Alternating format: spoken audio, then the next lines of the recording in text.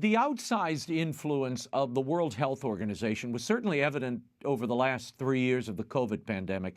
But how much influence does this unelected body have over the sovereignty of its member states? And should the United States reconsider its membership?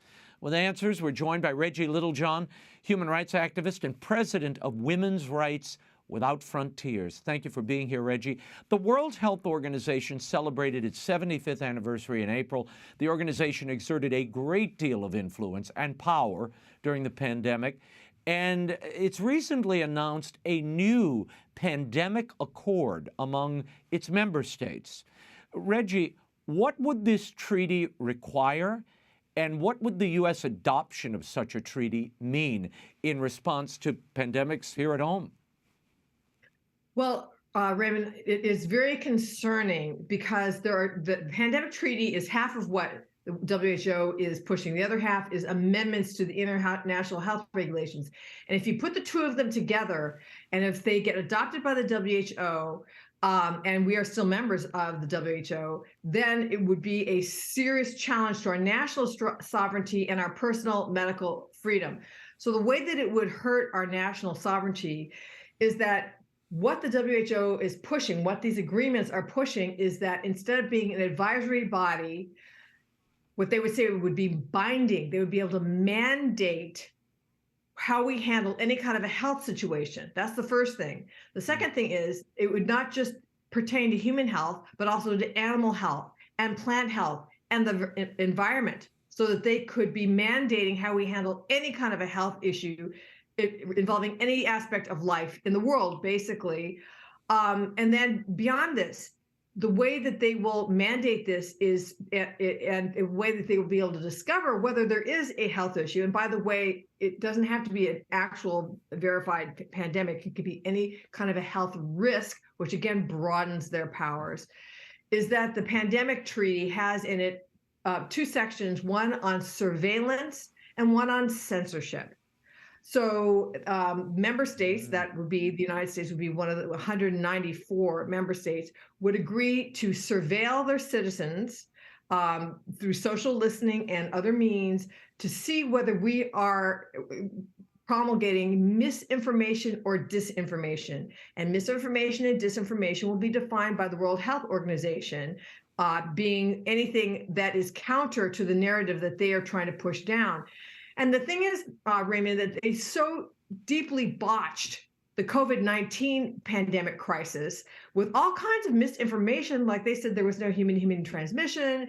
They said, they backed the Chinese Communist Party in saying that if we were to cut off flights from China, from Wuhan, that we were being racist. Meanwhile, China itself was cutting off flights internally from Wuhan.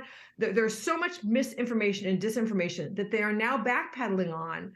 That anybody who would challenge that in the beginning would be called, somebody who is promulgating misinformation or disinformation, and they would be censored.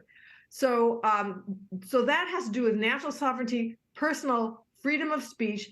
But in terms of our medical freedom, they would be able to mandate what treatments that we could have and could not have. Meaning, for example, let's say that we had another pandemic, which, Dr. Fauci and Bill Gates have said that we're going to have another one, possibly shortly. The World Health Organization itself could mandate vaccinations so that we would have no choice at all. And it wouldn't even be, okay, well, you get vaccinated, you stay home. It's like, you have to get vaccinated. They could mandate it. Reggie, this accord is currently under consideration. When might it be actually adopted by member states? And is there a chance the U.S. would adopt it? What are you hearing? Oh, okay. So the U.S. would definitely adopt it. In fact, the U.S. has been one of the major forces behind it, Raymond. But right now, the World Health Assembly is meeting. They have an annual meeting at the end of May. Every year, they're meeting right now.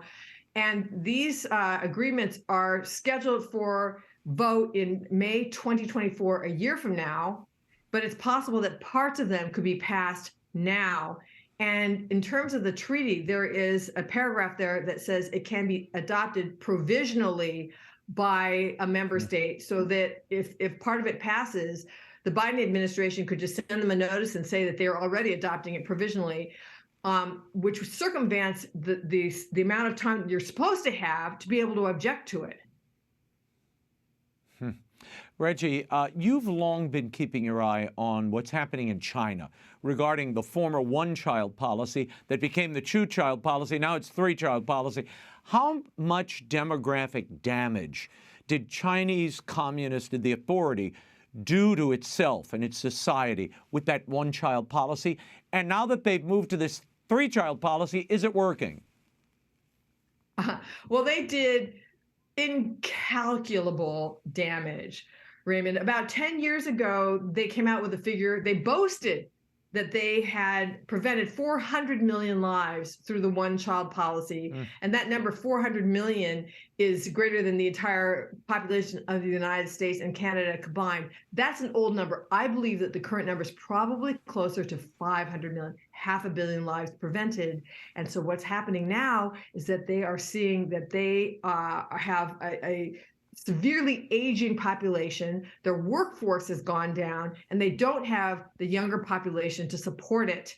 So that makes me very worried about the older people. What are they going to do with the older people? But so they've instituted this three-child policy, and they are trying to pressure eligible couples to have 3 children. And so you have to be married. And so what they're doing, and what I'm calling for, is for them to abandon all coercive population control. They desperately need babies. Why are they holding on to this three-child policy where it remains legal for them to forcibly abort unmarried women and 4th children? I happen to be a 4th child, so I would have been forcibly aborted under the three-child policy. And the reason I think that they're... So Reggie, the forced abortions are still occurring even with the three-child policy? Once you exceed that number, that's it. They force you to abort your child. Okay, so legally, they can occur. We don't have information out from saying this because it's very hard to get information out from China, but I will tell you what I think they're doing. I think that they are trying to increase the Han Chinese population, and I think that they are keeping the three-child policy so that they can use it as a hammer against populations that they don't want to increase. For example, the Tibetans and the Uyghur Muslims in Xinjiang. I believe that they are continuing with the three-child policy with forced abortion in those areas, and that's why they don't just get rid of all population control. So it's a planned ramp up, if you will, in population. I'll leave you the last word. It's always planned, but as you said, the plan is not working. Okay, they think that they're God. They think that they can control the population. They can force people to abort, and they think that they can force people to procreate. And in China, the young couples are not wanting to have 2 and 3 children, and a lot of couples in China don't want to have any children. And I think that there's a couple reasons for that. One is that I think the Chinese Communist Party did, really got their message through that kids are not a blessing, they're a burden. And so you just don't want them. Okay, that was a big message of the Chinese Communist Party. And another message is that one is enough. A one-child family is perfect. They got that message through. And then also, in China, it's extremely expensive to have a child. So they don't paying for school, paying for healthcare. A lot of people just don't want to have more than one. But I think a really crucial thing that nobody else really is talking about that I'm aware of is I believe that the young people in China were so broken because of the way that the Chinese Communist Party came down on them with the lockdowns that there's a sense of hopelessness. There's a movement in China that I've read about called the lie down flat movement. And it's just a note of despair. I saw a video of Chinese COVID police during lockdown banging on the door of a young couple, trying to force them to be vaccinated or to go into quarantine. They didn't want to do it. They were arguing and arguing, and the couple would not budge. And so the COVID police said to them, "This crime will redound to you and your children." And the young man said, "We are the last generation." And that video has gone viral in China. And I believe that the decision not to have kids is in some ways a way that the young people are are just emphasizing the despair that they feel because of the way that the government has hammered the country. Yeah, and breaking this regime, because they can't keep this growth up or even sustain what they have now without a young population. It's going to be very difficult. Reggie Littlejohn, we will leave it there. Reggie's work at Women's Rights Without Frontiers is at womensrightswithoutfrontiers.org. Thank you. Thank you.